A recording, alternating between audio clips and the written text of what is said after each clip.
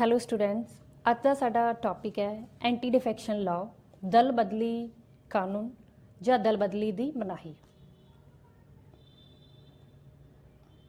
ਅੱਜ ਅਸੀਂ ਇਸ ਟੌਪਿਕ ਦੇ ਵਿੱਚ ਕਰਨ ਜਾ ਰਹੇ ਹਾਂ introduction, provision of the act, 91st amendment, grounds for defection, exceptions, suggestions and improvements. Introduction ਦੇ ਵਿੱਚ ਅਸੀਂ ਅੱਜ ਇਹ ਪੜ੍ਹਨਾ ਹੈ ਕਿ ਜੋ ਦਲ ਬਦਲੀ ਕਾਨੂੰਨ ਹੈ ਇਹ ਕਿਉਂ ਆਇਆ ਜਾਂ ਦਲ ਬਦਲੀ ਕਾਨੂੰਨ ਕਿਸ ਐਕਟ ਦੇ ਤਹਿਤ, ਕਿਸ ਸੋਧ ਦੇ ਤਹਿਤ ਤੇ ਕਦੋਂ ਆਇਆ। ਤਾਂ ਦਲ ਬਦਲੀ ਜੋ ਕਾਨੂੰਨ ਹੈਗਾ ਬੇਸਿਕਲੀ ਇਹਦੇ ਲਈ ਹੈ ਕਿ ਜਦੋਂ ਸੰਸਦ ਦੇ ਵਿੱਚ ਪਾਰਲੀਮੈਂਟ ਦੇ ਜਿਹੜੇ ਮੈਂਬਰ ਨੇ, ਚਾਹੇ ਵਿਧਾਨ ਸਭਾ ਦੇ ਮੈਂਬਰ ਨੇ, ਜਦੋਂ ਉਹ ਆਪਣੀ ਪਾਰਟੀ ਛੱਡ ਕੇ ਕਿਸੇ ਦੂਸਰੀ ਪਾਰਟੀ ਦੇ ਵਿੱਚ ਚਲੇ ਜਾਂਦੇ ਨੇ ਤਾਂ ਇਹਦੇ ਨਾਲ ਇਹ ਹੋਇਆ ਕਿ ਇੱਕ ਗਵਰਨਮੈਂਟ ਦੀ ਜਿਹੜੀ ਸਥਿਰ ਜਾਂ ਸਥਾਈ ਸਰਕਾਰ ਹੈ ਉਹਦੀ ਜਿਹੜੀ ਫੰਕਸ਼ਨਿੰਗ ਹੈ, ਉਹਦੀ ਜਿਹੜੀ ਗਵਰਨਿੰਗ ਹੈ ਉਹਦੇ 'ਤੇ ਬਹੁਤ ਬੈਡ ਇੰਪੈਕਟ ਪੈਂਦਾ ਹੈ। ਇਸ ਕਰਕੇ ਕੀ ਹੈਗਾ 1985 ਦੇ ਵਿੱਚ ਰਾਜੀਵ ਗਾਂਧੀ ਦੀ ਸਰਕਾਰ ਨੇ ਇਹ ਜਿਹੜਾ ਕਾਨੂੰਨ ਹੈਗਾ 52nd ਅਮੈਂਡਮੈਂਟ ਦੇ ਜ਼ਰੀਏ 1985 ਦੇ ਵਿੱਚ 10ਵੇਂ ਸ਼ਡਿਊਲ ਦੇ ਵਿੱਚ ਕੀ ਹੈ ਇਹ ਕਾਨੂੰਨ ਹੈ ਜੋ ਲੈ ਕੇ ਆਂਦਾ ਗਿਆ, ਜਿਹਨੂੰ ਅਸੀਂ ਨਾਰਮਲੀ ਐਂਟੀ ਡਿਫੈਕਸ਼ਨ ਲਾਅ ਕਹਿ ਦਿੰਦੇ ਹਾਂ। ਪ੍ਰੋਵੀਜ਼ਨਸ ਆਫ ਦਾ ਐਕਟ, ਇਸ ਕਾਨੂੰਨ ਦੇ ਵਿੱਚ ਜਿਹੜੀਆਂ ਵਿਵਸਥਾਵਾਂ ਕੀਤੀਆਂ ਗਈਆਂ ਨੇ ਉਹਦੇ ਵਿੱਚ ਅਸੀਂ ਦੇਖਣਾ ਹੈਗਾ, ਪਹਿਲੀ ਗੱਲ anti defection law punishes individual member of parliament MPs MLAs for leaving one party for another।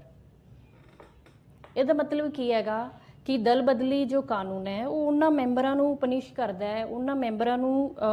ਸਜ਼ਾ ਦਿੰਦਾ ਹੈਗਾ ਜੋ ਆਪਣੀ ਪਾਰਟੀ ਛੱਡ ਕੇ ਕਿਸੇ ਦੂਸਰੀ ਪਾਰਟੀ ਦੇ ਵਿੱਚ ਚਲੇ ਜਾਂਦੇ ਨੇ, ਚਾਹੇ ਉਹ ਪਾਰਟੀ ਦੇ ਮੈਂਬਰ ਸੰਸਦ ਦੇ ਹੋ ਸਕਦੇ ਨੇ, ਚਾਹੇ ਉਹ ਵਿਧਾਨ ਸਭਾ ਦੇ ਹੋ ਸਕਦੇ ਨੇ। ਸੈਕਿੰਡ ਥਿੰਗ ਕੀ ਹੈਗਾ ਕਿ ਪਾਰਲੀਮੈਂਟ ਨੇ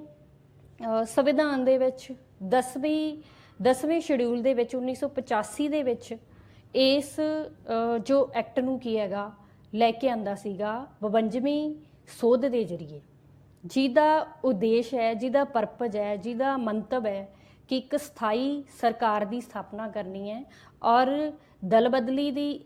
ਜੋ ਵਿਧਾਇਕਾਂ ਦੇ ਵਿੱਚ ਦੌਰ ਚੱਲ ਰਿਹਾ ਉਸ ਚੀਜ਼ ਨੂੰ ਕੀ ਹੈਗਾ ਰੋਕਣਾ ਹੈਗਾ, ਜੋ ਉਸ ਨੂੰ ਘਟਾਉਣਾ ਹੈਗਾ। ਤੀਸਰੀ ਚੀਜ਼ ਇਹਦੇ ਵਿੱਚ ਕੀ ਹੈਗਾ ਕਿ ਜੋ ਮੈਂਬਰ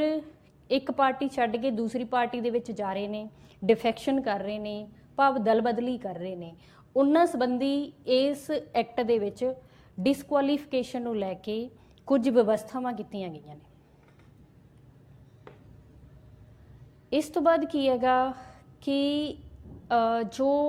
ਇਹ ਐਂਟੀ ਡਿਫੈਕਸ਼ਨ ਲਾਅ ਹੈਗਾ ਇਹ ਕੀ ਦੱਸਦਾ ਹੈਗਾ ਕਿ ਜੋ ਮੈਂਬਰਸ ਨੇਗੇ, ਚਾਹੇ ਉਹ MP ਨੇ, ਚਾਹੇ MLAs ਨੇ, ਮਤਲਬ ਉਹ ਚਾਹੇ ਸੰਸਦ ਦੇ ਮੈਂਬਰ ਨੇ, ਪਾਰਲੀਮੈਂਟ ਦੇ ਮੈਂਬਰ ਨੇ, ਜਾਂ ਉਹ ਕੀ ਹੈਗਾ ਕਿਸੇ ਸਟੇਟ ਲੈਜਿਸਲੇਚਰ ਭਾਵ ਕਿਸੇ ਵਿਧਾਨ ਸਭਾ ਦੇ ਮੈਂਬਰ ਨੇ, ਜਦੋਂ ਉਹ ਕਿਸੇ ਪਾਰਟੀ ਨੂੰ ਜੁਆਇਨ ਕਰਦੇ ਨੇ ਤਾਂ ਜਿਹੜਾ ਐਂਟੀ ਡਿਫੈਕਸ਼ਨ ਲਾਅ ਹੈਗਾ ਉਹ ਉਹਨਾਂ 'ਤੇ ਉਸ ਟਾਈਮ ਕਿਸੇ ਵੀ ਕਿਸਮ ਦੀ ਦਲ ਬਦਲੀ ਨੂੰ ਲੈ ਕੇ ਪੈਨਲਟੀ ਹੈ ਜਿਹੜੀ ਉਹ ਨਹੀਂ ਲਗਾਉਂਦਾ। ਇਹਦਾ ਮਤਲਬ ਕੀ ਹੈਗਾ ਕਿ ਜੋ 52ਵੀਂ ਸੋਧ ਹੈ ਐਂਟੀ ਡਿਫੈਕਸ਼ਨ ਲਾਅ ਦੀ, ਉਹ ਕੀ ਕਹਿੰਦੀ ਹੈ ਕਿ ਜੇਕਰ 1/3 ਮੈਂਬਰ ਯਾਨੀ ਕਿ ਕਿਸੇ ਪਾਰਟੀ ਦਾ 1/3 ਮੈਂਬਰ ਜੇ ਸਪਲਿਟ ਕਰਕੇ ਕਿਸੇ ਦੂਸਰੀ ਪਾਰਟੀ ਦੇ ਵਿੱਚ ਮਰਜ ਹੋ ਰਿਹਾ ਤਾਂ ਇੱਥੇ ਐਂਟੀ ਡਿਫੈਕਸ਼ਨ ਲਾਅ ਹੈਗਾ ਜਿਹੜਾ ਉਹ ਇੱਥੇ ਐਪਲੀਕੇਬਲ ਨਹੀਂ ਹੈ, ਭਾਵ ਇਹ ਐਂਟੀ ਡਿਫੈਕਸ਼ਨ ਲਾਅ ਇੱਥੇ ਲਾਗੂ ਨਹੀਂ ਹੋਏਗਾ। ਦੂਸਰੀ ਚੀਜ਼ ਕੀ ਹੈ ਕਿ as per the 1985 act defection by 1/3 of the elected members of a political party was considered a merger। ਇਹਦਾ ਮਤਲਬ ਉਹੀ ਗੱਲ ਹੈ ਕਿ ਜਦੋਂ ਕੋਈ ਦਲ ਬਦਲ ਕੇ 1/3 ਮੈਂਬਰ ਜੋ ਇਲੈਕਟਡ ਮੈਂਬਰ ਨੇ ਇੱਕ ਪਾਰਟੀ ਤੋਂ ਦੂਸਰੀ ਪਾਰਟੀ 'ਚ ਜਾ ਰਹੇ ਨੇ ਤਾਂ ਇਹਨੂੰ ਇੱਥੇ ਮਰਜਰ ਦਾ ਨਾਂ ਦਿੱਤਾ ਗਿਆ ਕਿ ਉਹ ਕਿਸੇ ਦੂਸਰੀ ਪਾਰਟੀ ਨੂੰ ਜਾ ਕੇ ਜੁਆਇਨ ਕਰ ਰਹੇ ਨੇ। ਤਾਂ ਇੱਥੇ ਜੋ ਐਂਟੀ ਡਿਫੈਕਸ਼ਨ ਲਾਅ ਦੀ ਜੋ ਡਿਸਕੁਆਲੀਫਿਕੇਸ਼ਨ ਕਰਨ ਦੀ ਜੋ ਵਿਵਸਥਾਵਾਂ ਨੇ ਉਹ ਇੱਥੇ ਲਾਗੂ ਨਹੀਂ ਹੁੰਦੀਆਂ। 91st ਅਮੈਂਡਮੈਂਟ 91ਵੀਂ ਸੋਧ 91ਵੀਂ ਸੰਵਿਧਾਨਿਕ ਸੋਧ ਜੋ ਕਿ 2003 ਦੇ ਵਿੱਚ ਆਉਂਦੀ ਹੈ, ਜਿਸ ਦਾ ਉਦੇਸ਼ ਕੀ ਸੀਗਾ ਕਿ ਜੋ 52ਵੀਂ ਸੰਵਿਧਾਨਿਕ ਸੋਧ ਸੀ ਉਹਦੇ ਵਿੱਚ ਜੋ ਖਾਮੀਆਂ ਸੀ, ਉਹਦੇ ਵਿੱਚ ਜੋ ਮਤਲਬ ਕਿ ਉਣਤਾਈਆਂ ਸੀ, ਉਹਨਾਂ ਨੂੰ ਦੂਰ ਕਰਨ ਲਈ ਜਾਂ ਉਸ ਸੋਧ ਦਾ ਕੁਛ ਕੁ ਗਰਾਊਂਡਸ 'ਤੇ ਉਹਦਾ ਆਲੋਚਨਾ ਹੁੰਦੀ ਹੈ, ਉਹਦਾ ਕ੍ਰਿਟਿਸਿਜ਼ਮ ਹੁੰਦਾ ਹੈ। ਇਸ ਕਰਕੇ ਕੀ ਹੈਗਾ 91st ਅਮੈਂਡਮੈਂਟ 2003 ਇਹ ਆਉਂਦੀ ਹੈ। ਹੁਣ ਇਹਦੇ ਵਿੱਚ ਇਹਨਾਂ ਨੇ ਮਰਜਰ ਨੂੰ ਡਿਫਾਈਨ ਕੀਤਾ ਹੈਗਾ ਕਿ ਮਰਜਰ ਦਾ ਮਤਲਬ ਇੱਥੇ ਕੀ ਹੋਏਗਾ। ਤਾਂ ਇਹਨਾਂ ਨੇ ਕੀ ਕੀਤਾ ਕਿ ਜਦੋਂ ਇਹ ਅਮੈਂਡਮੈਂਟ ਐਕਟ ਆਉਂਦਾ ਹੈਗਾ, ਇਹ ਜੋ 1/3 ਮੈਂਬਰ ਸਪਲਿਟ ਕਰਕੇ ਕਿਸੇ ਪਾਰਟੀ 'ਚ ਜਾ ਰਹੇ ਸੀਗੇ, ਉਸ ਚੀਜ਼ ਨੂੰ ਇਹਨਾਂ ਨੇ ਰਿਮੂਵ ਕਰਤਾ, ਉਸ ਚੀਜ਼ ਨੂੰ ਇਹਨਾਂ ਨੇ ਕੀ ਹੈ ਖਤਮ ਕਰਤਾ ਇਸ ਐਕਟ ਨੇ। ਇਹਦੇ ਵਿੱਚ ਨਵੀਂ ਚੀਜ਼ ਲੈ ਕੇ ਆਂਦੀ ਕਿ 2/3 ਜਿਹੜੇ ਮੈਂਬਰਸ ਨੇ ਜੇਕਰ ਉਹ ਸਪਲਿਟ ਕਰਕੇ ਕਿਸੇ ਪਾਰਟੀ ਦੇ ਵਿੱਚ ਜਾ ਰਹੇ ਨੇ ਤਾਂ ਉਹਨੂੰ ਮਰਜਰ ਮੰਨਿਆ ਜਾਏਗਾ ਔਰ ਉਹਦੇ ਤੇ ਐਂਟੀ ਡਿਫੈਕਸ਼ਨ ਜਿਹੜਾ ਲਾਅ ਹੈ ਜਾਂ ਦਲ ਬਦਲੀ ਰੋਕੂ ਕਾਨੂੰਨ ਹੈਗਾ ਉਹ ਇੱਥੇ ਐਪਲੀਕੇਬਲ ਨਹੀਂ ਹੋਏਗਾ। ਦੂਸਰੀ ਚੀਜ਼ ਇਹਦੇ ਵਿੱਚ ਕੀ ਹੈ ਕਿ the members disqualified under the law can stand for election from any political party for a seat in the same house। ਜੋ ਮੈਂਬਰ ਡਿਸਕੁਆਲੀਫਾਈ ਕੀਤੇ ਗਏ ਸੀਗੇ, ਜੇਕਰ ਉਹ ਜਦੋਂ ਚੋਣਾਂ ਲੜਨਾ ਚਾਹਣ ਤਾਂ ਉਹ ਕਿਸੇ ਵੀ ਪੋਲੀਟੀਕਲ ਪਾਰਟੀ ਤੋਂ ਕਿਸੇ ਵੀ ਹਾਊਸ ਨਹੀਂ, ਮਤਲਬ ਸੇਮ ਹਾਊਸ ਦੇ ਵਿੱਚ, ਚਾਹੇ ਉਹ ਲੋਕ ਸਭਾ ਦੀ ਸੀਟ ਤੋਂ ਇਲੈਕਸ਼ਨ ਦੇ ਲਈ ਖੜੇ ਹੋਣਗੇ, ਚਾਹੇ ਉਹ ਸਟੇਟ ਲੈਜਿਸਲੇਚਰ ਵਿਧਾਨ ਸਭਾ ਦੀ ਸੀਟ ਤੋਂ ਖੜੇ ਹੋ ਸਕਦੇ ਨੇ।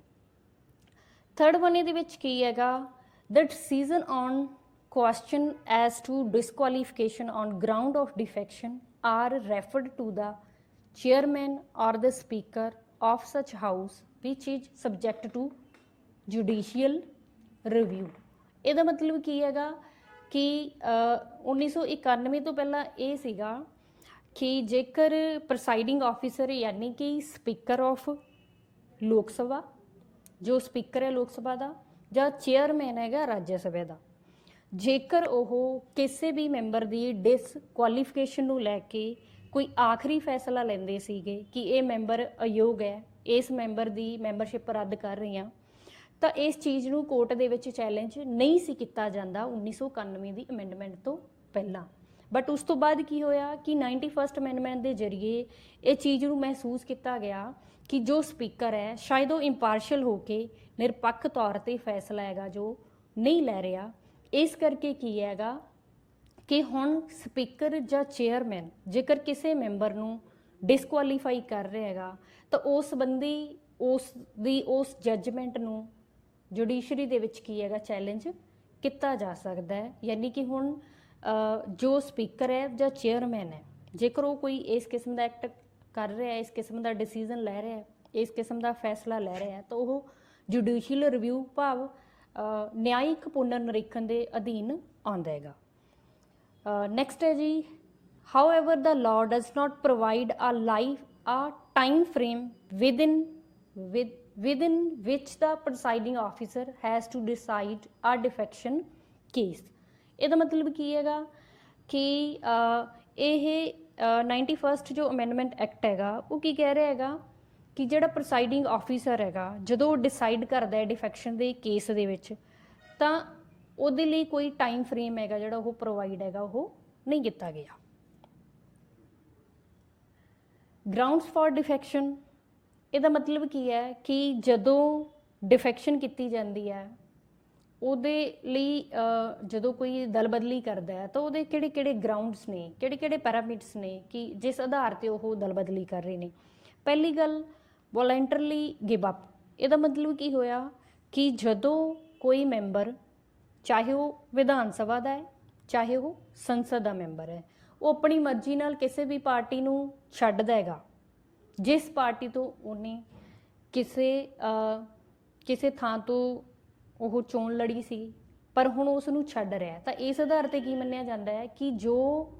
ਮੈਂਬਰ, ਜੋ ਵਿਅਕਤੀ ਲੋਕਾਂ ਨੇ ਚੁਣਿਆ ਸੀ, ਹੁਣ ਉਹ ਆਪਣੀ ਮਨਮਰਜ਼ੀ ਨਾਲ ਜਦੋਂ ਪਾਰਟੀ ਛੱਡਦਾ ਹੈ ਤਾਂ ਇਹਦਾ ਮਤਲਬ ਕੀ ਹੋਏਗਾ ਕਿ ਉਹ ਡਿਸਕੁਆਲੀਫਾਈ ਹੈ, ਉਹ ਕੀ ਹੈਗਾ ਅਯੋਗ ਹੈਗਾ। ਦੂਸਰੀ ਚੀਜ਼ ਵਾਇਲੇਸ਼ਨ ਆਫ ਇੰਸਟਰਕਸ਼ਨਸ। ਇਹਦਾ ਮਤਲਬ ਕੀ ਹੈਗਾ ਕਿ ਜਦੋਂ ਕੋਈ ਮੈਂਬਰ ਜਿੱਤ ਕੇ ਕਿਸੇ ਵੀ ਪਾਰਟੀ ਦੀ ਸੀਟ ਤੋਂ ਜਿੱਤ ਕੇ ਜਾਂਦਾ ਹੈਗਾ, ਚਾਹੇ ਉਹ ਪਾਰਲੀਮੈਂਟ ਦੇ ਵਿੱਚ ਹੋਵੇ ਚਾਹੇ ਉਹ ਵਿਧਾਨ ਸਭਾ ਦੇ ਵਿੱਚ ਹੋਵੇ, ਤਾਂ ਇਹਦਾ ਮਤਲਬ ਕੀ ਹੈਗਾ ਕਿ ਉਸ ਵਿਅਕਤੀ ਨੂੰ, ਉਸ ਮੈਂਬਰ ਨੂੰ ਆਪਣੀ ਪੋਲੀਟੀਕਲ ਪਾਰਟੀ ਦੀ ਜੋ ਕਿਸੇ ਵੀ ਮੁੱਦੇ ਤੇ, ਕਿਸੇ ਵੀ ਇਸ਼ੂ ਤੇ ਜੋ ਉਹਨਾਂ ਦਾ ਇੱਕ ਆਪਣਾ ਅਹਿਮ ਫੈਸਲਾ ਹੁੰਦਾ ਹੈ, ਇੱਕ ਕਿਸੇ ਵੀ ਡਿਸੀਜ਼ਨ ਨੂੰ ਉਹ ਪਾਰਟੀ ਇੰਪਲੀਮੈਂਟ ਕਰਨਾ ਚਾਹ ਰਹੀ ਹੈ, ਉਸ ਪਾਰਟੀ ਦੇ ਫੇਵਰ ਦੇ ਵਿੱਚ ਉਹ ਵਿਊ ਲੈ ਰਹੀ ਹੈ। ਜੇਕਰ ਕੋਈ ਮੈਂਬਰ ਇਸ ਚੀਜ਼ ਤੇ ਰੋਕ ਲਾਉਂਦਾ ਹੈ ਜਾਂ ਉਹ ਕੀ ਕਰਦਾ ਹੈਗਾ ਕਿ ਉਹ ਆਪਣੀ ਪੋਲੀਟੀਕਲ ਪਾਰਟੀ, ਆਪਣੀ ਜੋ ਰਾਜਨੀਤਿਕ ਦਲ ਹੈ ਉਸ ਦੀ ਗੱਲ ਨਹੀਂ ਮੰਨ ਰਿਹਾ, ਉਸ ਪਾਰਟੀ ਦੇ ਅਨੁਸਾਰ ਕਿਸੇ ਵੀ ਮੁੱਦੇ ਤੇ ਪੱਖ ਜਾਂ ਵਿਪੱਖ ਦੇ ਵਿੱਚ ਆਪਣਾ ਵੋਟ ਨਹੀਂ ਦੇ ਰਿਹਾ, ਤਾਂ ਇਹਦਾ ਮਤਲਬ ਕੀ ਮੰਨਿਆ ਜਾਏਗਾ ਕਿ ਉਹ ਮੈਂਬਰ ਕੀ ਹੈ, ਡਿਸਕੁਆਲੀਫਾਈ ਹੈਗਾ। ਤਾਂ ਉਸ ਤੋਂ ਨੈਕਸਟ ਗੱਲ ਕੀ ਹੈ, as a precondition for his disqualification, his abstention from voting should not be condemned by his party or the authorized person within 50 days of such incident। ਹੁਣ ਇਹਦਾ ਮਤਲਬ ਕੀ ਹੈ ਕਿ ਜੇਕਰ ਕੋਈ ਸੰਸਦ ਦਾ ਮੈਂਬਰ ਜਾਂ ਵਿਧਾਨ ਸਭਾ ਦਾ ਮੈਂਬਰ ਕਿਸੇ ਵੀ ਪੋਲੀਟੀਕਲ ਪਾਰਟੀ ਦੇ ਕਿਸੇ ਵੀ ਫੈਸਲੇ ਨੂੰ ਜਾਂ ਉਹਦੇ ਅਨੁਸਾਰ ਜਦੋਂ ਉਹਨੇ ਵੋਟ ਨਹੀਂ ਪਾਈ ਜਾਂ ਉਹਦੀ ਉਹ ਗੱਲ ਨਹੀਂ ਮੰਨ ਰਿਹਾ, ਆਪਣੀ ਮਨਮਰਜ਼ੀ ਦੇ ਨਾਲ ਵੋਟ ਦੇ ਰਿਹਾ ਜਾਂ ਵੋਟ ਨਹੀਂ ਦੇ ਰਿਹਾ, ਜਦੋਂ ਇਸ ਕਿਸਮ ਦੀ ਗੱਲ ਕਰਦਾ ਹੈ ਤਾਂ ਇਹਦੇ ਵਿੱਚ ਇੱਕ ਛੋਟ ਹੈ ਕਿ ਉਹ ਮੈਂਬਰ ਡਿਸਕੁਆਲੀਫਾਈ ਨਹੀਂ ਮੰਨਿਆ ਜਾਏਗਾ ਜੇਕਰ ਉਹ ਪਾਰਟੀ 15 ਦਿਨਾਂ ਦੇ ਅੰਦਰ ਅੰਦਰ ਉਸ ਵਿਅਕਤੀ ਨੂੰ ਜਿਸ ਨੇ ਪੋਲੀਟੀਕਲ ਪਾਰਟੀ ਦੀ ਗੱਲ ਨਹੀਂ ਸੀ ਮੰਨੀ ਉਹਨੂੰ ਜੇਕਰ ਉਹ ਮਾਫ ਕਰ ਦਿੰਦੇ ਨੇਗੇ। ਇਸ ਤੋਂ ਇਲਾਵਾ ਨੈਕਸਟ ਇਹਦੇ ਵਿੱਚ ਕੀ ਹੈ, ਇਲੈਕਟਡ ਮੈਂਬਰਸ। ਇਹਦਾ ਮਤਲਬ ਕੀ ਹੈਗਾ ਕਿ ਜਿਹੜੇ ਇੰਡੀਪੈਂਡੈਂਟ ਇਲੈਕਟਡ ਮੈਂਬਰ ਨੇ, ਯਾਨੀ ਕਿ ਜਿਹੜੇ ਸੁਤੰਤਰ ਮੈਂਬਰ ਨੇ, ਜੋ ਆਜ਼ਾਦ ਉਮੀਦਵਾਰ ਨੇ, ਜਦੋਂ ਖੜੇ ਹੁੰਦੇ ਨੇ ਕੋਈ ਪਾਰਟੀ ਦੇ ਨਾਂ ਹੇਠ ਨਹੀਂ, ਕਿਸੇ ਪਾਰਟੀ ਦੇ ਬੈਨਰ ਹੇਠ ਨਹੀਂ ਖੜੇ ਹੁੰਦੇ, ਉਹ ਆਜ਼ਾਦ ਤੌਰ ਤੇ ਚੋਣਾਂ ਲੜਦੇ ਨੇ, ਤੇ ਜਦੋਂ ਚੋਣਾਂ ਲੜਦੇ ਨੇ ਉਸ ਤੋਂ ਬਾਅਦ ਉਹ ਕਿਸੇ ਪੋਲੀਟੀਕਲ ਪਾਰਟੀ ਨੂੰ ਜੇਕਰ ਉਹ ਜੁਆਇਨ ਕਰ ਜਾਂਦੇ ਨੇ, ਕਿਸੇ ਹੋਰ ਪਾਰਟੀ ਦੇ ਵਿੱਚ ਚਲੇ ਜਾਂਦੇ ਨੇ, ਤਾਂ ਇਹਦਾ ਮਤਲਬ ਕੀ ਹੈਗਾ ਵੀ ਇੱਥੇ ਉਸ ਮੈਂਬਰ ਨੂੰ ਡਿਸਕੁਆਲੀਫਾਈ ਹੈਗਾ ਜਿਹੜਾ ਉਹ ਕੀਤਾ ਜਾਂਦਾ ਹੈਗਾ। ਉਸ ਤੋਂ ਅਗਲੀ ਗੱਲ ਹੈ ਨੋਮੀਨੇਟਡ ਮੈਂਬਰਸ। ਹੁਣ ਇਹਦੇ ਵਿੱਚ ਕੀ ਆ ਜਾਂਦਾ ਹੈ ਕਿ ਜਿਹੜੇ ਨਾਮਜ਼ਦ ਮੈਂਬਰ ਨੇ ਜੇਕਰ ਉਹ ਕਿਸੇ ਪੋਲੀਟੀਕਲ ਪਾਰਟੀ ਨੂੰ ਜੁਆਇਨ ਕਰ ਲੈਂਦੇ ਨੇ 6 ਮਹੀਨਿਆਂ ਤੋਂ ਬਾਅਦ, ਜਦੋਂ ਉਹਨੂੰ ਨਾਮਜ਼ਦ ਕਰਕੇ ਭੇਜੇ ਨੂੰ 6 ਮਹੀਨੇ ਹੋ ਗਏ ਨੇ। ਹੁਣ ਨਾਮਜ਼ਦ ਜਿਹੜੇ ਮੈਂਬਰ ਨੇ, ਨੋਮੀਨੇਟਡ ਮੈਂਬਰ ਨੇ, ਉਹ ਰਾਜ ਸਭਾ ਦੇ ਵਿੱਚ 12 ਮੈਂਬਰ ਕੀਤੇ ਜਾਂਦੇ ਨੇ ਬਾਈ ਪ੍ਰੈਜ਼ੀਡੈਂਟ, ਔਰ ਲੋਕ ਸਭਾ ਦੇ ਵਿੱਚ ਦੋ ਐਂਗਲੋ ਇੰਡੀਅਨ ਸੀ ਜਿਹੜੇ ਉਹ ਨੋਮੀਨੇਟ ਕੀਤੇ ਜਾਂਦੇ ਸੀ, ਪਰ ਹੁਣ ਇਹ ਫੈਸਲਾ ਐਂਗਲੋ ਇੰਡੀਅਨ ਨੂੰ ਨੋਮੀਨੇਟ ਕਰਨ ਦਾ ਰੱਦ ਕਰ ਦਿੱਤਾ ਗਿਆ ਹੈਗਾ, ਯਾਨੀ ਕਿ ਹੁਣ ਲੋਕ ਸਭਾ ਦੇ ਵਿੱਚ ਕੋਈ 2 ਐਂਗਲੋ ਇੰਡੀਅਨ ਮੈਂਬਰ ਨਾਮਜ਼ਦ ਨਹੀਂ ਕੀਤੇ ਜਾਂਦੇ, ਪਰ ਰਾਜ ਸਭਾ ਦੇ ਵਿੱਚ ਜਿਹੜੇ 12 ਮੈਂਬਰ ਨਾਮਜ਼ਦ ਕੀਤੇ ਜਾਂਦੇ ਨੇ, ਜੇਕਰ ਉਹ ਨਾਮਜ਼ਦ ਹੋਣ ਤੋਂ ਬਾਅਦ 6 ਮਹੀਨਿਆਂ ਦੇ ਅੰਦਰ ਕਿਸੇ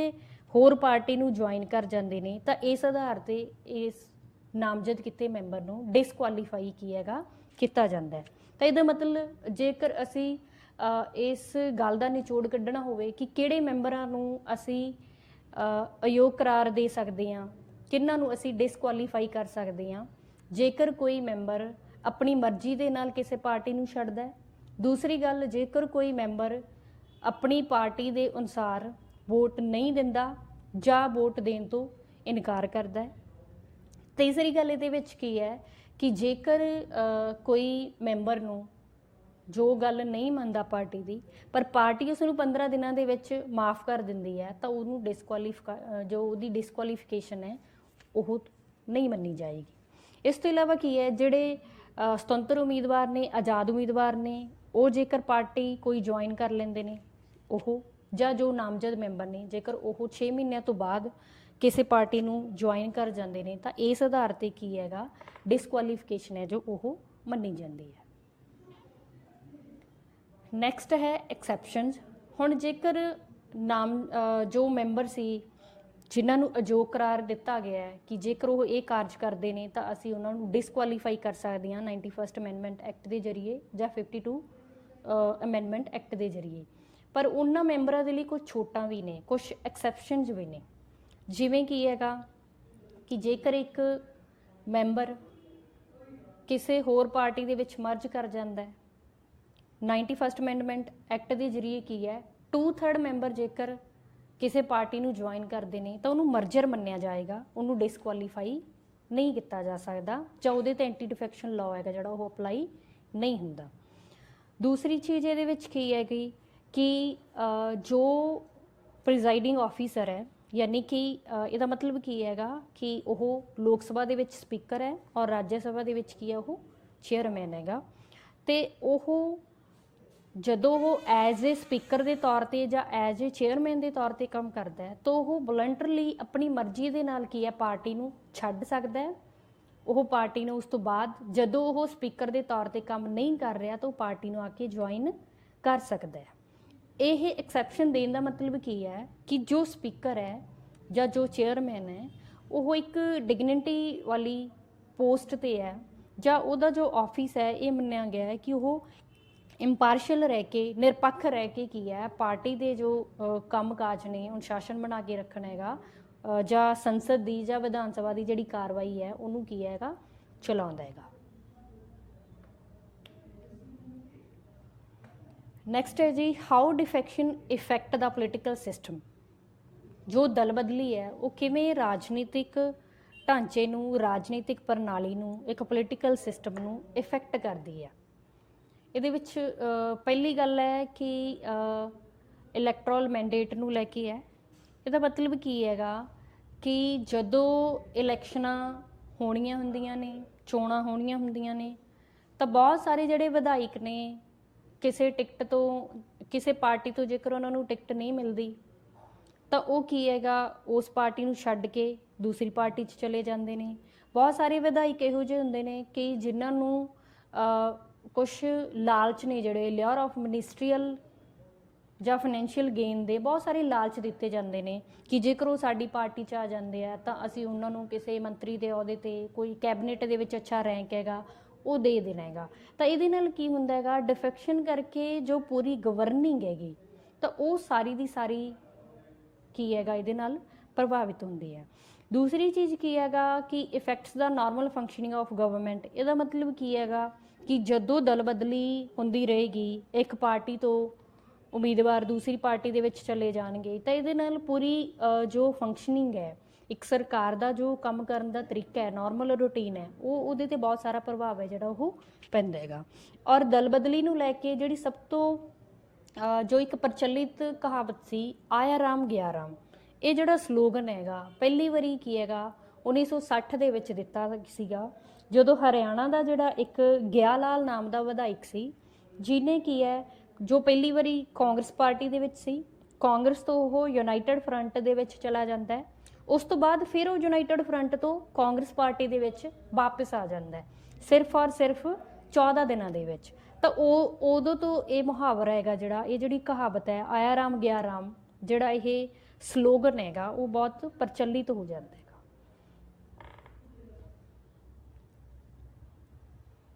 ਉਸ ਤੋਂ ਅੱਗੇ ਹੈਗਾ ਕਿ ਜੋ ਡਿਫੈਕਸ਼ਨ ਹੈਗਾ ਉਹ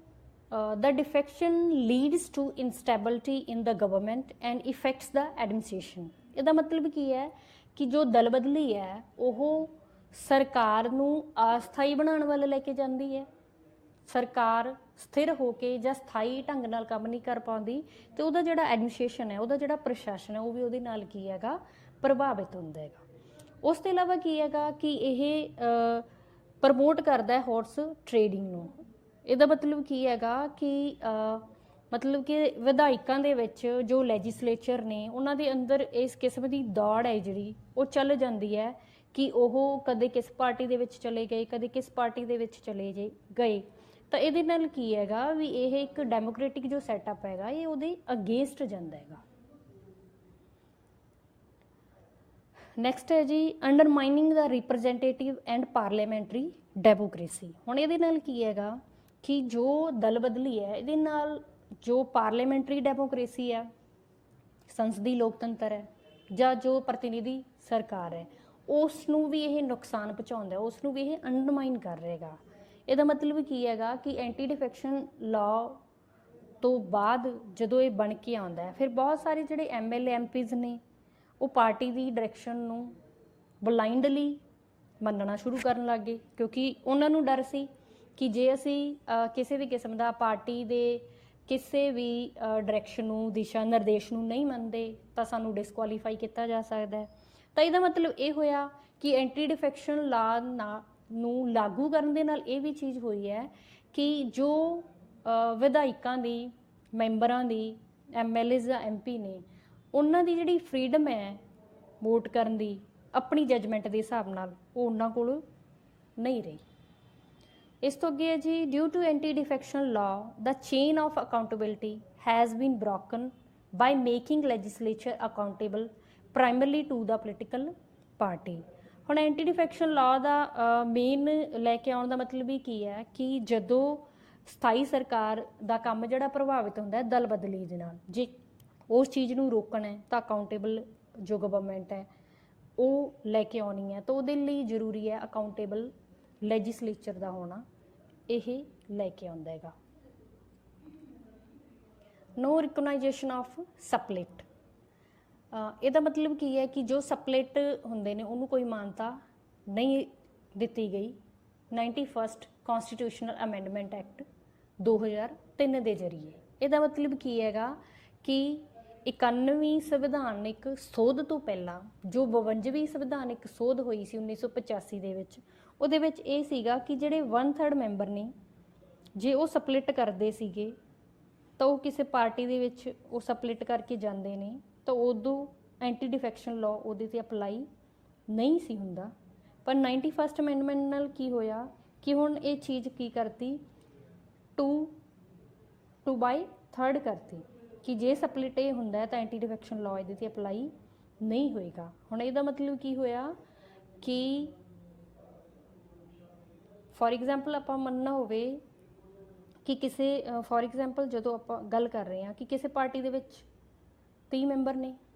ਜਾਂ 30 ਮਤਲਬ ਕਿ 30 ਦਾ ਹੀ ਉਹ ਪੂਰਾ ਇੱਕ ਕੋਰਮ ਹੈਗਾ, ਠੀਕ ਹੈ। ਉਹਦੇ ਵਿੱਚ ਆਪਾਂ 2/3 ਦੀ ਜਦੋਂ ਗੱਲ ਕਰ ਰਹੇ ਹਾਂ, ਯਾਨੀ ਕਿ 30 ਜੋ ਮੈਂਬਰ ਸੀ ਉਹਦੇ ਵਿੱਚ ਜੇਕਰ 20 ਮੈਂਬਰ ਆਪਣੀ ਪਾਰਟੀ ਨੂੰ ਛੱਡ ਕੇ ਕਿਸੇ ਹੋਰ ਪਾਰਟੀ ਦੇ ਵਿੱਚ ਚਲੇ ਗਏ ਤਾਂ ਇੱਥੇ ਐਂਟੀ ਡਿਫੈਕਸ਼ਨ ਲਾਅ ਕੀ ਕਹਿ ਰਹੇ ਨੇ, ਲਾਗੂ ਨਹੀਂ ਹੋਏਗਾ, ਯਾਨੀ ਕਿ ਉਹ ਮਰਜ ਹੋ ਰਹੇ ਨੇ ਕਿਸੇ ਹੋਰ ਪਾਰਟੀ ਦੇ ਵਿੱਚ ਜਾ ਕੇ। ਇਸ ਤੋਂ ਬਾਅਦ ਕੀ ਹੈ ਜੀ, however the amendment does not recognize a split in a legislature party and instead recognize a merger। ਹੁਣ ਇਹਦੇ ਵਿੱਚ ਇਹ ਗੱਲ ਦੇਖਣ ਨੂੰ ਆਈ ਹੈ ਕਿ ਐਂਟੀ ਡਿਫੈਕਸ਼ਨ ਲਾਅ ਦੇ ਵਿੱਚ ਜੋ 91ਵੀਂ ਸੰਵਿਧਾਨਿਕ ਸੋਧ ਹੈ ਉਹਦੇ ਵਿੱਚ ਇਸ ਚੀਜ਼ ਬਾਰੇ ਨਹੀਂ ਦੱਸਿਆ ਗਿਆ, ਜੇ ਇਸ ਚੀਜ਼ ਨੂੰ ਮਾਨਤਾ ਨਹੀਂ ਦਿੱਤੀ ਗਈ ਕਿ ਸਪਲਿਟ ਕੀ ਹੈ। ਇੱਕ ਪਾਰਟੀ ਦੇ ਵਿੱਚ ਜਿਹੜਾ ਇੱਕ ਧੜਾ ਬਣਦਾ ਹੈ ਉਸ ਚੀਜ਼ ਨੂੰ ਕੋਈ ਮਾਨਤਾ ਨਹੀਂ, ਜਾਂ ਇੰਸਟੈਡ ਰਿਕਗਨਾਈਜ਼ ਆ ਮਰਜਰ, ਨਹੀਂ ਮਰਜਰ ਦੇ ਬਾਰੇ ਕੁਝ ਉਸ ਕਿਸਮ ਦਾ ਦੱਸਿਆ ਗਿਆ। ਕੰਟਰੋਵਰਸ਼ੀਅਲ ਰੋਲ ਆਫ ਸਪੀਕਰ, ਇਹਦੇ ਵਿੱਚ ਪੜਾਂਗੇ ਜੀ ਕਿ ਜਦੋਂ ਸਪੀਕਰ ਇੱਕ ਪ੍ਰੀਜ਼ਾਈਡਿੰਗ ਆਫਿਸਰ ਦੇ ਤੌਰ 'ਤੇ ਕੰਮ ਕਰਦਾ ਹੈ ਤਾਂ ਉਹ ਕੰਮ ਆਪਣੀ ਪਾਰਟੀ ਦੇ ਫੇਵਰ ਦੇ ਵਿੱਚ ਕਰ ਰਿਹਾ ਹੁੰਦਾ, ਤਾਂ ਇਸ ਕਰਕੇ ਉਸ ਦੇ ਰੋਲ 'ਤੇ ਉਹਦੀ ਭੂਮਿਕਾ 'ਤੇ ਕੀ ਹੈ, ਇੱਕ ਕੁਐਸਚਨ ਮਾਰਕ ਹੈਗਾ ਜਿਹੜਾ ਉਹ ਖੜਾ ਹੋ ਗਿਆ ਹੈ। ਤਾਂ ਇਹਦੇ ਵਿੱਚ ਅਸੀਂ ਦੇਖ ਰਹੇ ਹਾਂ ਕਿ there is no clarity in the law about the time frame for the action of the house chairperson or speaker in the anti defection cases. ਹੁਣ ਇਹਦੇ ਵਿੱਚ ਇਹ ਦੇਖਣ ਨੂੰ ਆ ਰਿਹਾ ਕਿ ਜੋ ਐਂਟੀ ਡਿਫੈਕਸ਼ਨ ਲਾਅ ਹੈ ਉਹਦੇ ਵਿੱਚ ਇਹ ਚੀਜ਼ ਕਲੀਅਰ ਹੀ ਨਹੀਂ ਕੀਤੀ ਹੈਗੀ ਕਿ ਜੋ ਚੇਅਰਪਰਸਨ ਹੈ ਰਾਜ ਸਭਾ ਦਾ ਜਾਂ ਲੈਜਿਸਲੇਟਿਵ ਕੌਂਸਲ ਦਾ ਅਤੇ ਜੋ ਸਪੀਕਰ ਹੈਗਾ ਲੋਕ ਸਭਾ ਦਾ, ਉਸ ਬਾਰੇ ਉਹਦੇ ਜੋ ਐਕਸ਼ਨ ਨੇ ਉਹਨੇ ਕੀ ਕੰਮ ਕਰਨੇ ਨੇ, ਕਿੰਨੇ ਸਮੇਂ 'ਚ ਕਰਨੇ ਨੇ, ਇਸ ਬਾਰੇ ਕੀ ਹੈ ਕੋਈ ਚੀਜ਼ ਕਲੀਅਰ ਨਹੀਂ ਕੀਤੀ ਗਈ। ਸਮ cases take 6 months and some even 3 years. There are cases that are dispossessed of after the term is over। ਹੁਣ ਇਹਦੇ ਵਿੱਚ ਇਹ ਦੇਖਣ ਨੂੰ ਆਇਆ ਕਿ ਸਪੀਕਰ ਕਈ ਵਾਰੀ 6 ਮਹੀਨੇ ਲਗਾ ਦਿੰਦਾ ਹੈ ਕਿਸੇ ਕੇਸ 'ਤੇ 3-3 ਸਾਲ ਲਗਾ ਦਿੰਦਾ ਹੈ। ਇੰਨੇ ਦੇ ਵਿੱਚ ਕਿਸੇ ਵਿਧਾਇਕ ਦੀ ਜਿਹੜੀ ਟਰਮ ਹੈ ਉਹ ਕੀ ਹੈ, ਖਤਮ ਵੀ ਹੋ ਜਾਂਦੀ ਹੈ। ਤਾਂ ਇੱਥੇ ਸਪੀਕਰ ਦਾ ਜਿਹੜਾ ਰੋਲ ਹੈ ਉਹ ਕੀ ਹੈਗਾ, ਥੋੜ੍ਹਾ ਕੰਟਰੋਵਰਸ਼ੀਅਲ ਹੈ, ਯਾਨੀ ਕਿ ਸਪੀਕਰ ਨਿਰਪੱਖ ਤੌਰ 'ਤੇ ਆਪਣੀ ਭੂਮਿਕਾ ਹੈਗੀ ਜਿਹੜੇ ਉਹ ਨਹੀਂ ਨਿਭਾ ਪਾ ਰਿਹਾ। ਅਲਾਉਜ਼ ਓਨਲੀ ਹੋਲਸੇਲ ਡਿਫੈਕਸ਼ਨ। ਹੁਣ ਇਹਦਾ ਮਤਲਬ ਕੀ ਹੈਗਾ ਕਿ ਜੋ ਡਿਫੈਕਸ਼ਨ ਹੋ ਰਹੀ ਸੀ, ਪਹਿਲਾਂ 1/3 ਮੈਂਬਰ ਸਪਲਿਟ ਕਰਕੇ ਜਾ ਰਹੇ ਸੀ ਤਾਂ 91 ਜੋ ਸੰਵਿਧਾਨਿਕ ਸੋਧ ਹੈ ਹੁਣ ਉਹ ਹੋਲਸੇਲ ਡਿਫੈਕਸ਼ਨ ਵੱਲ ਹੋਰ ਵਧਾਤਾ ਉਹਨੇ। ਇਹਦੇ ਨਾਲ ਕੀ ਹੋਇਆ ਕਿ ਹੁਣ 2/3 ਮੈਂਬਰ ਨੂੰ ਉਹਨਾਂ ਨੇ ਇੱਥੇ ਕੀ ਹੈਗਾ ਗੱਲ ਅਲਾਉ ਕਰਤੀ ਕਿ ਜੇਕਰ ਉਹ ਆਪਣੀ ਪਾਰਟੀ 'ਚੋਂ ਸਪਲਿਟ ਕਰਕੇ ਕਿਸੇ ਪਾਰਟੀ ਦੇ ਵਿੱਚ ਮਰਜ ਹੋਣਾ ਚਾਹੁੰਦੇ ਨੇ ਤਾਂ ਇੱਥੇ ਐਂਟੀ ਡਿਫੈਕਸ਼ਨ ਲਾਅ ਨਹੀਂ ਲਾਗੂ ਹੋਏਗਾ। ਜਾਂ ਕੀ ਹੈਗਾ ਕਿ ਇਹ ਜੋ ਅਮੈਂਡਮੈਂਟ ਹੈਗੀ ਉਹਦੇ ਵਿੱਚ ਬਹੁਤ ਸਾਰੇ ਲੂਪ ਪੋਲ ਨੇ ਜਿਹੜੇ ਉਹ ਛੱਡ ਦਿੱਤੇ ਗਏ ਨੇਗੇ ਕਿ ਜਿਹੜੇ ਵਿਧਾਇਕ ਨੇਗੇ MLA MPs ਨੇ ਉਹ ਐਂਟੀ ਡਿਫੈਕਸ਼ਨ ਲਾਅ ਦੇ ਦਾਇਰੇ 'ਚੋਂ ਨਿਕਲ ਜਾਂਦੇ ਨੇਗੇ। ਇਸ ਕਰਕੇ ਕੀ ਹੈਗਾ ਵੀ ਇਹਦਾ ਇਹ ਜੋ ਡਿਫੈਕਸ਼ਨ ਹੋਲਸੇਲ ਦੇ ਵਿੱਚ ਹੋ ਰਹੀ ਹੈ ਉਹਦਾ ਪ੍ਰਭਾਵ ਹੈ ਜਿਹੜਾ ਬਹੁਤ ਸਾਰੀਆਂ ਡਿਬੇਟ ਜਿਹੜੀਆਂ ਡਿਸਕਸ਼ਨ ਨੇ, ਯਾਨੀ ਕਿ ਸੰਸਦ ਹੈ ਚਾਹੇ ਵਿਧਾਨ ਸਭਾ ਹੈ, ਉਹਦੇ ਵਿੱਚ ਪਤਾ ਹੀ ਹੈ ਕਿ ਸੰਸਦ ਦਾ ਕੰਮ ਕਾਨੂੰਨ ਬਣਾਉਣਾ ਹੈ, ਕਿਸੇ ਮੁੱਦੇ ਨੂੰ ਕਿਸੇ ਬਿੱਲ ਨੂੰ ਪਾਸ ਕਰਨਾ ਹੈ ਤਾਂ ਉਹਦੇ ਲਈ ਉਹ ਬਹੁਤ ਸਾਰੀ ਡਿਬੇਟ ਕਰਦੇ ਨੇ, ਡਿਸਕਸ਼ਨ ਕਰਦੇ ਨੇ, ਬਹੁਤ ਸਾਰਾ ਵਿਚਾਰ ਵਟਾਂਦਰਾ ਕਰਦੇ ਨੇ। ਪਰ ਹੁਣ ਜਦੋਂ ਦਲ ਬਦਲੀ ਹੁੰਦੀ ਰਹਿੰਦੀ ਹੈ ਤਾਂ ਇਹਦੇ ਨਾਲ ਉਹਦੀ ਜੋ ਫੰਕਸ਼ਨਿੰਗ ਹੈ ਉਹਦੇ 'ਤੇ ਕੀ ਹੈ ਬਹੁਤ ਸਾਰੇ ਪ੍ਰਭਾਵ ਪੈਂਦੇ ਨੇ।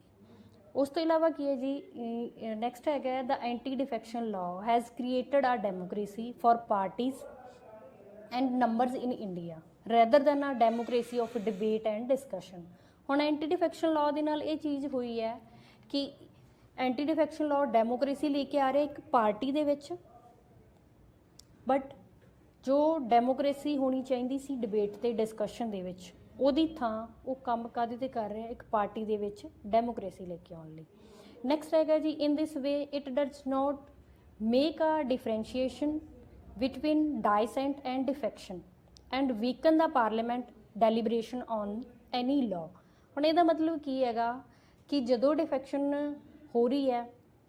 ਇਹਦੇ ਡਿਫੈਕਸ਼ਨ ਦੇ ਵਿੱਚ ਹੁੰਦਾ ਹੈ ਕਿ ਕੋਈ ਵਿਧਾਇਕ MLA ਜਾਂ MP ਕਿਸੇ ਵੀ ਹਾਊਸ ਨੂੰ ਛੱਡ ਕੇ ਜਦੋਂ ਕਿਸੇ ਪਾਰਟੀ ਨੂੰ ਜੁਆਇਨ ਕਰ ਰਿਹਾ ਹੈ ਤਾਂ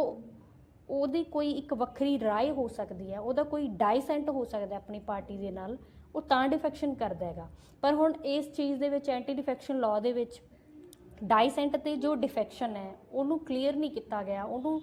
ਡਿਫਰੈਂਸ਼ੀਏਟ ਹੈਗਾ ਜੋ ਉਹ ਨਹੀਂ ਕੀਤਾ ਗਿਆ, ਜਿਹਦੇ ਕਰਕੇ ਕਿ ਜੋ ਪਾਰਲੀਮੈਂਟ ਡੈਲੀਬਰੇਸ਼ਨ ਹੈ ਜੋ ਸੰਸਦੀ ਕਾਰਵਾਈਆਂ ਨੇ ਉਹ ਕੀ ਹੈ ਇਹਦੇ ਨਾਲ ਹੋਰ ਜ਼ਿਆਦਾ ਕਮਜ਼ੋਰ ਹੋ ਰਹੀਆਂ ਨੇ। Suggestions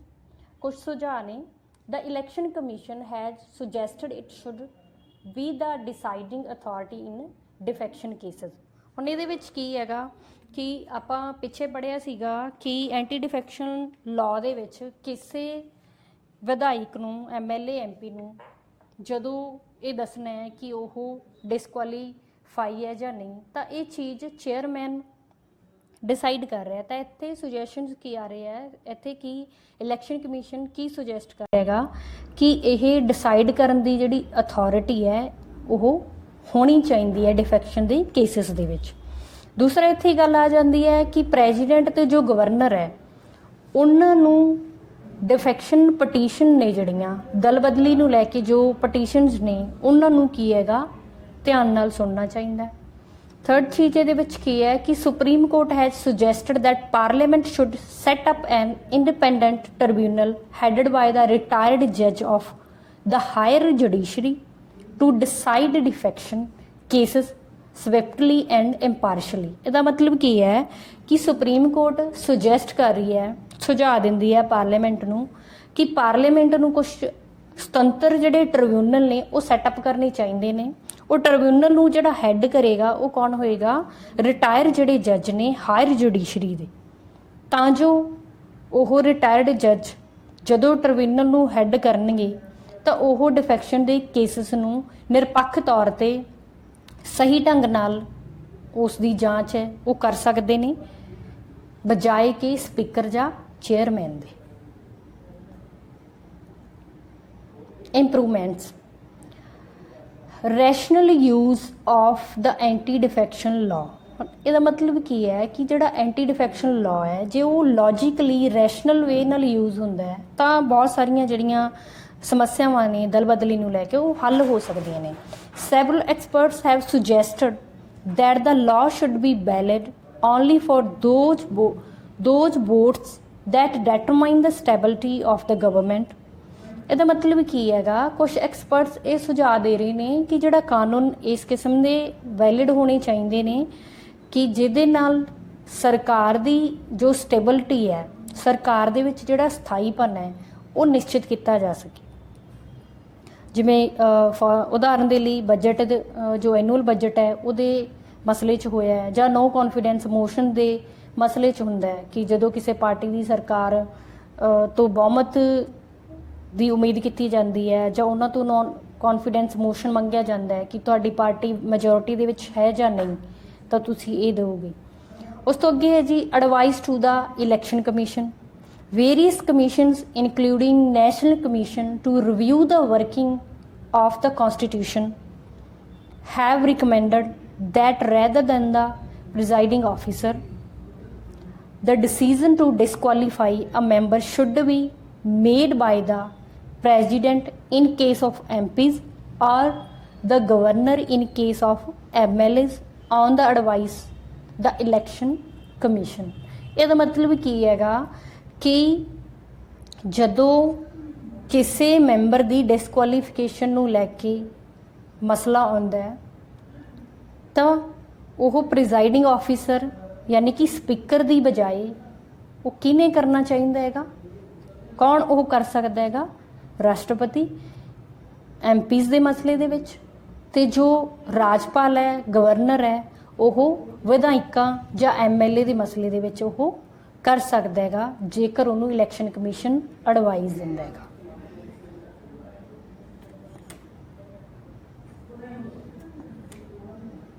independent authority to deal with disqualification. ਇਹਦਾ ਮਤਲਬ ਕੀ ਹੈ ਕਿ ਇੱਕ ਸੁਤੰਤਰ ਜੋ ਅਥਾਰਟੀ ਹੈ ਉਹ ਡਿਸਕੁਆਲੀਫਿਕੇਸ਼ਨ ਦੇ ਮਸਲੇ ਦੇ ਵਿੱਚ ਹੋਣੀ ਚਾਹੀਦੀ ਹੈ। ਇਹਦੇ ਵਿੱਚ ਜਸਟਿਸ ਵਰਮਾ ਹੈ, ਉਹਨਾਂ ਦਾ 1999 ਦੇ ਵਿੱਚ ਹੌਲੋਸਨ ਇੱਕ ਜੱਜਮੈਂਟ ਆਉਂਦੀ ਹੈ, ਸੌਰੀ 1999 ਨਹੀਂ 1993 ਦੇ ਵਿੱਚ। ਇਹਦੇ ਵਿੱਚ ਕੀ ਸੀਗਾ ਕਿ ਓਰੀਜਨਲੀ ਜਦੋਂ ਅਸੀਂ ਗੱਲ ਕਰਦੇ ਹਾਂ 52ਵੀਂ ਜੋ ਸੰਵਿਧਾਨਿਕ ਸੋਧ ਹੋਈ ਹੈ ਦਲ ਬਦਲੀ ਨੂੰ ਲੈ ਕੇ, ਉਹਦੇ ਵਿੱਚ ਇਹ ਸੀਗਾ ਕਿ ਜੇਕਰ ਪ੍ਰੀਜ਼ਾਈਡਿੰਗ ਆਫਿਸਰ ਕੋਈ ਫੈਸਲਾ ਲੈਂਦਾ ਹੈ ਡਿਸਕੁਆਲੀਫਿਕੇਸ਼ਨ ਨੂੰ ਲੈ ਕੇ ਤਾਂ ਉਹ ਕੋਰਟ ਦੇ ਵਿੱਚ ਚੈਲੰਜ ਨਹੀਂ ਕੀਤਾ ਜਾ ਸਕਦਾ। ਬਟ ਬਾਅਦ ਦੇ ਵਿੱਚ ਹੌਲੀ ਹੌਲੀ ਮਹਿਸੂਸ ਹੋਇਆ, ਸੁਪਰੀਮ ਕੋਰਟ ਨੇ ਇਹ ਡਿਕਲੇਅਰ ਕੀਤਾ ਜੋ ਕਿ ਉੱਥੋਂ ਹੌਲਸਨ ਕੇਸ ਸੀਗਾ, ਜੋ ਹੌਲੋਸਨ ਕੇਸ ਹੈਗਾ ਉਹਦੇ ਵਿੱਚ 1993 ਦੇ ਵਿੱਚ ਸੁਪਰੀਮ ਕੋਰਟ ਨੇ ਕੀ ਕਿਹਾ, ਜੋ ਓਰੀਜਨਲ ਵਰਡਿਕਸ਼ਨ ਸੀ ਉਹ ਕੀ ਹੈਗੀ, ਅਨਕਨਸਟੀਟਿਊਸ਼ਨਲ ਹੈ। ਇਹਦਾ ਮਤਲਬ ਕੀ ਹੈ ਕਿ ਜੇਕਰ ਸਪੀਕਰ ਡਿਸਕੁਆਲੀਫਿਕੇਸ਼ਨ ਬਾਰੇ ਗੱਲ ਕਰ ਰਿਹਾ ਹੈ, ਕਿਸੇ ਮੈਂਬਰ ਨੂੰ ਡਿਸਕੁਆਲੀਫਾਈ ਕਰ ਰਿਹਾ ਹੈ, ਤਾਂ ਉਹਦਾ ਜੋ ਆਖਰੀ ਫੈਸਲਾ ਹੈਗਾ ਉਹ ਚੈਲੰਜ ਕੀਤਾ ਜਾ ਸਕਦਾ ਹੈਗਾ, ਉਹ ਜੁਡੀਸ਼ਰੀ ਦੇ ਦਾਇਰੇ ਤੋਂ ਬਾਹਰ ਨਹੀਂ ਹੋ ਸਕਦਾ। ਤਾਂ ਇਹਦੇ ਵਿੱਚ ਇਹ ਇਸ ਲਈ ਕੀਤਾ ਗਿਆ ਕਿਉਂਕਿ ਆਪਾਂ ਪਿੱਛੇ ਵੀ ਪੜ੍ਹਿਆ ਸੀਗਾ ਕਿ ਸਪੀਕਰ ਦੇ ਰੋਲ ਨੂੰ ਲੈ ਕੇ ਬਹੁਤ ਕੰਟਰੋਵਰਸੀ ਹੈ ਕਿ ਸਪੀਕਰ ਆਪਣੀ ਪਾਰਟੀ ਦੇ ਫੇਵਰ ਦੇ ਵਿੱਚ ਗੱਲ ਕਰਦਾ ਹੈ, ਆਪਣੀ ਪਾਰਟੀ ਦੇ ਫੇਵਰ ਦੇ ਲਈ ਉਹ ਕੁਝ ਮੈਂਬਰਾਂ ਨੂੰ ਡਿਸਕੁਆਲੀਫਾਈ ਕਰ ਸਕਦਾ ਹੈ ਜਾਂ ਉਹ ਨਿਰਪੱਖ ਤੌਰ ਤੇ ਫੈਸਲਾ ਨਹੀਂ ਸੀ ਲੈ ਰਿਹਾ। ਇਸ ਕਰਕੇ ਕੀ ਹੈਗਾ ਇਹ ਜੋ ਹੌਲੋਹਨ ਜੱਜਮੈਂਟ ਆਏਗੀ ਉਹ ਆਉਂਦੀ ਹੈ ਇਸ ਚੀਜ਼ ਨੂੰ ਲੈ ਕੇ ਕਿ ਇੱਕ ਸੁਤੰਤਰ ਜਿਹੜੀ ਅਥਾਰਟੀ ਹੈ ਉਹ ਹੋਣੀ ਚਾਹੀਦੀ ਹੈ ਡਿਫੈਕਸ਼ਨ ਦੇ ਕੇਸਿਸ ਨੂੰ ਸੋਲਵ ਕਰਨ ਲਈ। Promoting the principle of intra party democracy. ਇਹਦਾ ਮਤਲਬ ਕੀ ਹੈ ਕਿ ਇੱਕ ਪਾਰਟੀ ਦਾ ਜੋ ਅੰਦਰੂਨੀ ਲੋਕਤੰਤਰ ਹੈ ਉਹਦੇ ਵਿੱਚ ਉਹ ਪੈਦਾ ਕਰਨਾ, ਯਾਨੀ ਕਿ ਕਿਸੇ ਪਾਰਟੀ ਦੇ ਅੰਦਰ ਜਿੰਨੇ ਵੀ ਉਹਦੇ ਮੈਂਬਰ ਨੇ ਉਹਨਾਂ ਸਭ ਨੂੰ ਆਪਣੀ ਗੱਲ ਰੱਖਣ ਦੇ ਲਈ ਡੈਮੋਕ੍ਰੇਸੀ ਯਾਨੀ ਕਿ ਲੋਕਤੰਤਰ ਦੇ ਵਿੱਚ ਜੋ ਅਸੀਂ ਗੱਲ ਕਰਦੇ ਹਾਂ ਕਿ ਲੋਕਤੰਤਰ ਸੁਤੰਤਰਤਾ ਦੀ ਗੱਲ ਕਰਦਾ ਹੈ, ਆਜ਼ਾਦੀ ਦੀ ਗੱਲ ਕਰਦਾ ਹੈ, ਜਿਹਦੇ ਵਿੱਚ ਕੋਈ ਵੀ ਵਿਅਕਤੀ ਆਪਣੇ ਵਿਚਾਰ ਨੇ ਜਿਹੜੇ ਉਹ ਐਕਸਪ੍ਰੈਸ ਕਰ ਸਕਦਾ ਹੈ। ਤਾਂ ਇਹਦੇ ਵਿੱਚ ਕੀ ਹੁੰਦਾ ਹੈਗਾ ਕਿ 170ਵਾਂ ਜਿਹੜਾ ਲਾਅ ਕਮਿਸ਼ਨ ਦੀ ਰਿਪੋਰਟ ਆਉਂਦੀ ਹੈ ਜਿਹਦੇ ਵਿੱਚ ਕੀ ਕਿਹਾ ਗਿਆ ਕਿ ਜਿਹੜੀ ਇੰਟਰਾ ਪਾਰਟੀ ਜੋ ਡੈਮੋਕ੍ਰੇਸੀ ਹੈ ਉਹ ਹੋਣੀ ਚਾਹੀਦੀ ਹੈ, ਕਿਉਂਕਿ ਐਂਟੀ ਡਿਫੈਕਸ਼ਨ ਲਾਅ ਦੇ ਨਾਲ ਇਹ ਹੋਇਆ ਕਿ ਜਦੋਂ ਕੋਈ ਮੈਂਬਰ ਪਾਰਟੀ ਦੇ ਅਕੋਰਡਿੰਗ ਵੋਟ ਨਹੀਂ ਕਰਦਾ ਜਾਂ ਪਾਰਟੀ ਦੀ ਗੱਲ ਨਹੀਂ ਮੰਨਦਾ ਸੀ ਤਾਂ ਉਹਨੂੰ ਡਿਸਕੁਆਲੀਫਾਈ ਕਰ ਦਿੱਤਾ ਜਾਂਦਾ ਸੀ। ਤਾਂ ਇਹਦੇ ਨਾਲ ਇਹ ਹੋਇਆ ਕਿ ਡਿਕਟੇਟਰਸ਼ਿਪ ਆਫ ਪਾਰਟੀ ਹੋ ਗਈ ਕਿ ਪਾਰਟੀ ਦੀ ਤਾਨਾਸ਼ਾਹੀ ਹੈ, ਜੇਕਰ ਉਹਨੂੰ ਕੋਈ ਨਹੀਂ ਗੱਲ ਮੰਨ ਰਿਹਾ ਤਾਂ ਉਹ ਡਿਸਕੁਆਲੀਫਾਈ ਹੈ। ਤਾਂ ਇਸ ਕਰਕੇ ਕੀ ਹੈ, ਜੋ ਲਾਅ ਕਮਿਸ਼ਨ ਰਿਪੋਰਟ ਹੈ ਉਹ ਕੀ ਕਹਿ ਰਹੀ ਹੈ ਕਿ ਇੰਟਰਾ ਪਾਰਟੀ ਡੈਮੋਕ੍ਰੇਸੀ ਹੋਣੀ ਚਾਹੀਦੀ ਹੈ, ਮਤਲਬ ਕਿ ਅੰਦਰੂਨੀ ਤੌਰ ਤੇ ਹਰ ਇੱਕ ਮੈਂਬਰ ਨੂੰ ਆਪਣਾ ਜਿਹੜਾ ਡਾਈਸੈਂਟ ਹੈ, ਵੱਖਰੀ ਰਾਏ ਹੈ, ਉਹ ਐਕਸਪ੍ਰੈਸ ਕਰਨ ਦਾ ਅਧਿਕਾਰ ਹੋਣਾ ਚਾਹੀਦਾ ਹੈਗਾ। ਤਾਂ ਇਹਦੇ ਵਿੱਚ ਕੀ ਹੈਗਾ, ਜੇ ਮੋਟੇ ਰੂਪ 'ਚ ਕਹਿਣਾ ਹੋਵੇ ਕਿ ਜੋ ਪਾਰਟੀ ਹੈ ਉਸ ਨੂੰ ਆਪਣੇ ਮੈਂਬਰਾਂ ਦੀਆਂ ਜੋ ਓਪੀਨੀਅਨ ਨੇ, ਜੋ ਰਾਏ ਨੇ, ਉਹਨਾਂ ਨੂੰ ਸੁਣਨਾ ਚਾਹੀਦਾ ਹੈ,